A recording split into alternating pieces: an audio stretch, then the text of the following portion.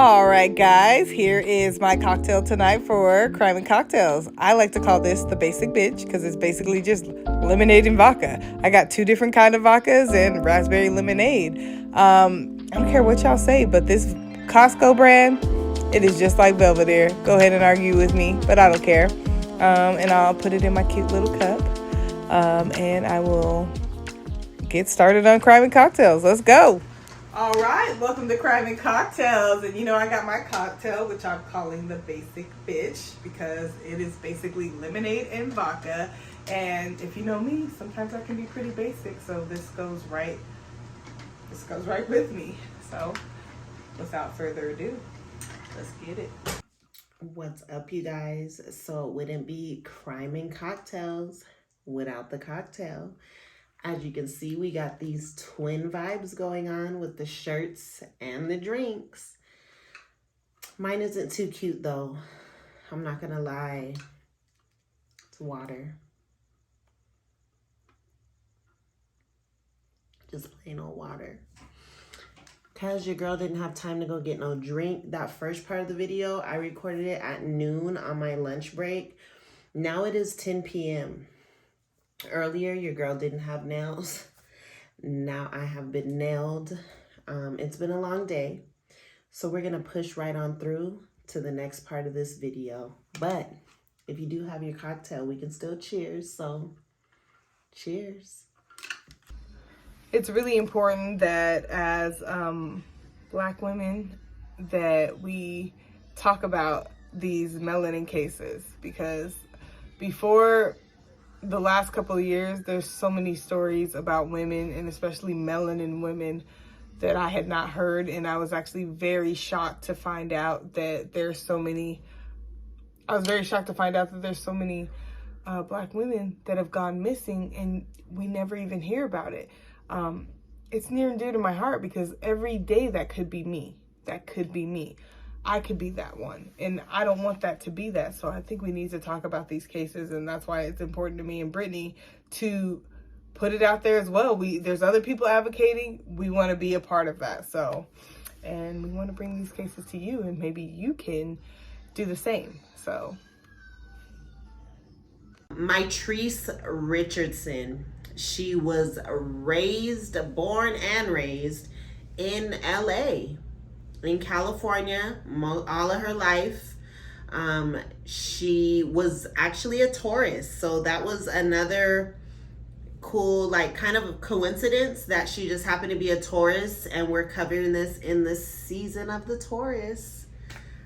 So her birthday was just a few days before mine. She was born April 30th, 1985. Again in LA. Her school life, she had fun. She was well liked. She was kind, happy. She was really outgoing, very social. She was a cheerleader. She was on the dance team. Mitrice then went on to college to study psychology. She went to Cal State Fullerton. She graduated and she was going on to get her doctorate. So in psychology. Continuing her education.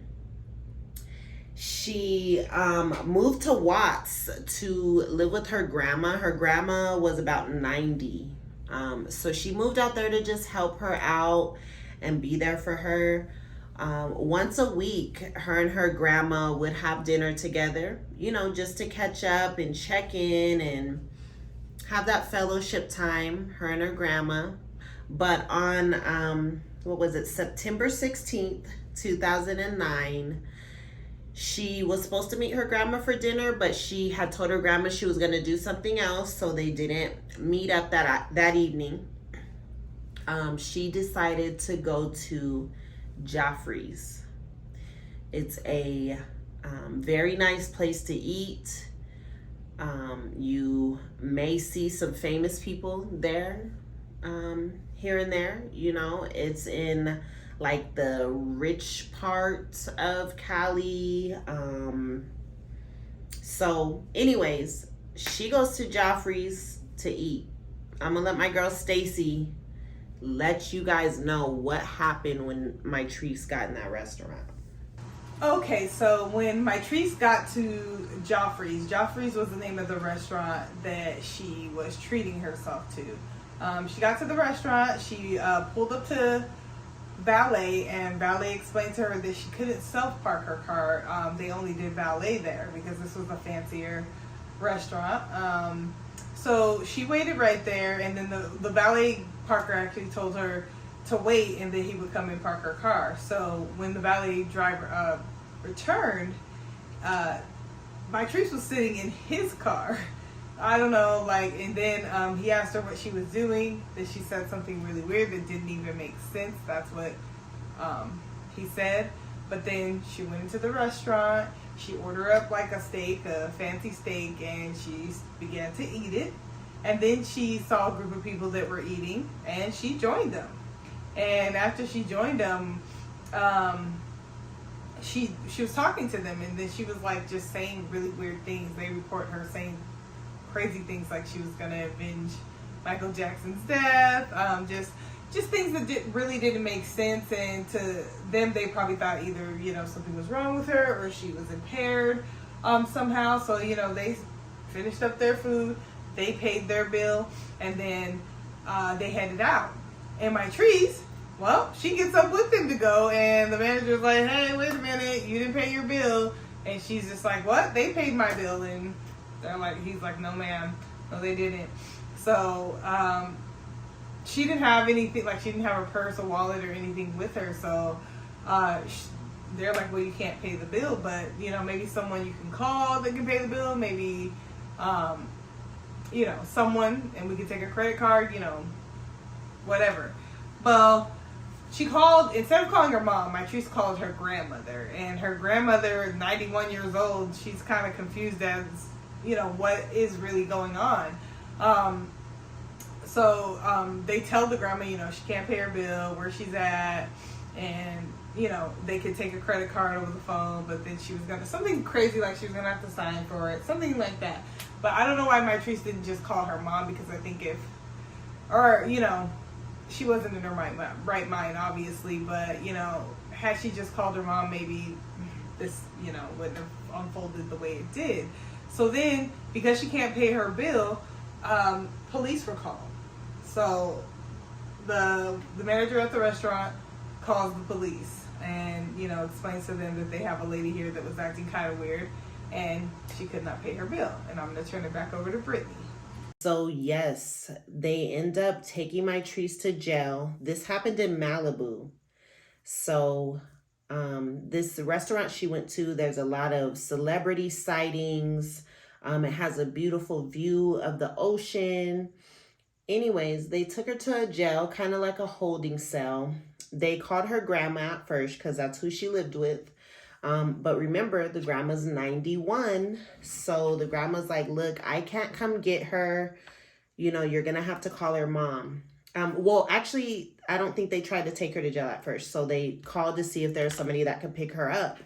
And yeah, they called the grandma, and the grandma's like, look, I'm 91. I'm not able to go anywhere. So they end up taking her, and the grandma calls the mom, lets the mom know what's up, and the mom calls the jail and is just, checking on her daughter, trying to see exactly what was going on. And they were like, she'll be released soon. And the mom was like, well, no, don't release her. Like, can you please call me and I'll come get her? Like, if, something's wrong, if she's not acting right, then I'll come get her. Please do not just let her leave or whatever, like the mom's like, keep in touch. So they're like, all right. Few hours pass, mom doesn't hear nothing. She calls again, and again they're telling her she's not released yet. And the mom actually was like, well, I just don't want her released out on these streets. Like, are you guys gonna at least keep her till the morning? And the guy doesn't really know what's going on, but the mom is like, I just really don't want her to be released and end up somewhere with her head chopped off, deserted, dead, right? The mom actually says that. And there's a recorded call of that where she's asking him that. But yeah, so they end up releasing her. Yes. in Malibu, nowhere near where she lives. She doesn't have her car, her cell phone, her wallet. Let me back up a little bit too, because they ended up looking in her car, I guess, after all this, and her wallet with her debit card with plenty of money to pay for her bill was there. So she actually had the money. All of this could have been avoided. Another thing too, the people that worked at that restaurant, they didn't really want to call the cops on her. She was acting weird. Everyone could see it. So they all talked in the back like, hey, should we all put our money together and just pay the tab? But then somebody was like, well, for her own sake, I don't think that's a good idea, because we don't want her to her tab get paid and then she leave, from our restaurant, and she's not in the right state of mind. So they're like, let's call the cops. So that's why they actually called the cops. And they had mentioned to the cops that she wasn't in her right mind. Something's wrong. She's not all there. Anyways, they end up releasing her in the middle of the night. No cell phone. She doesn't know the area. No car. Didn't call her mom. She has no way to reach her mom. They let her go. The mom calls back and she's like, so yeah, is my daughter out yet? They're like, oh yeah, we let her go. The mom is like, what the heck? So yeah, the mom's just like, I guess she's got to wait to see if her daughter turns up.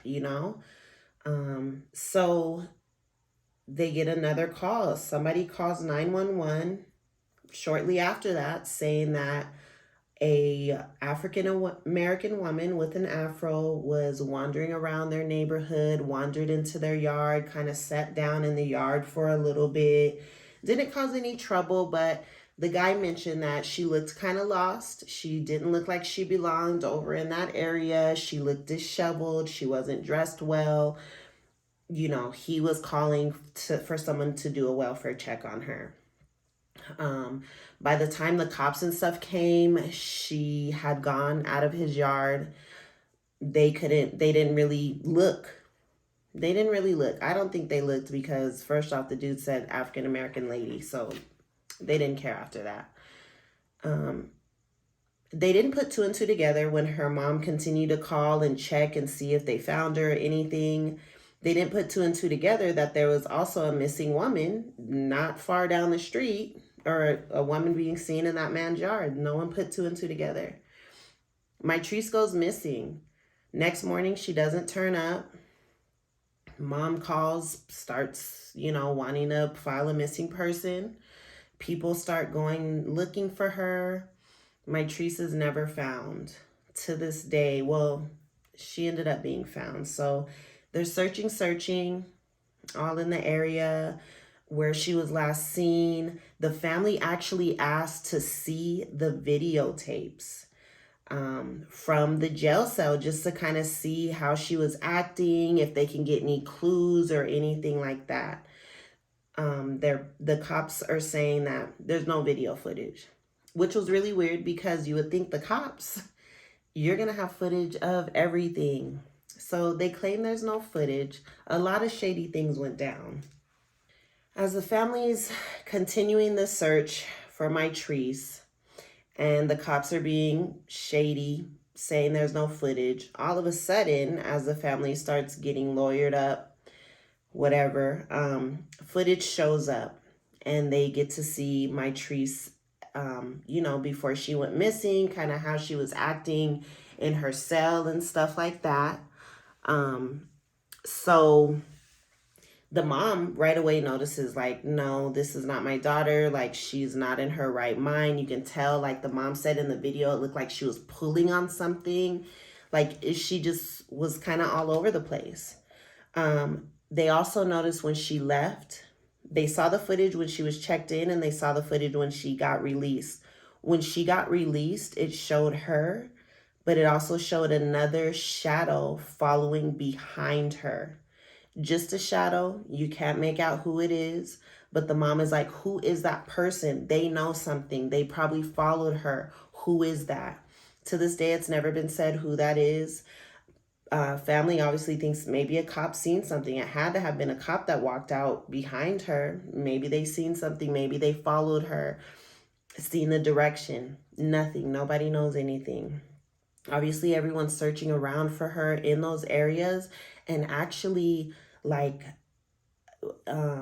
randomly, a mural pops up, like, in a kind of a deserted area. There is a mural of Mitrice. Well, we can't say if it was Mitrice, but there is a mural painted of a black lady with an afro with like a joint, and then it said like LA on it. And a lot of people thought that might have been Mitrice because 11 months after they last heard from her, they finally found her body in close to that vicinity where that mural was painted. They find her body. Her head and spine are detached. Her clothes are ripped off of her. She was found naked. It's a mystery to this day. No people have been questioned about it besides those crooked cops that claim they don't know anything and they just released her. They didn't know she had a mental issue. Nobody's been questioned. This was in 2009. Nothing still to this day. Her body was finally found, thank God.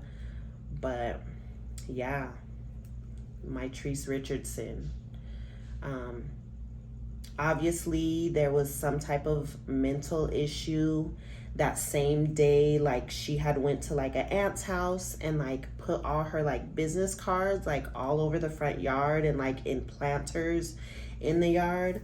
The aunt wasn't home, but when she got home, she seen that. And then she even like went to her uncle's house and like wrote a weird note and left it on his car.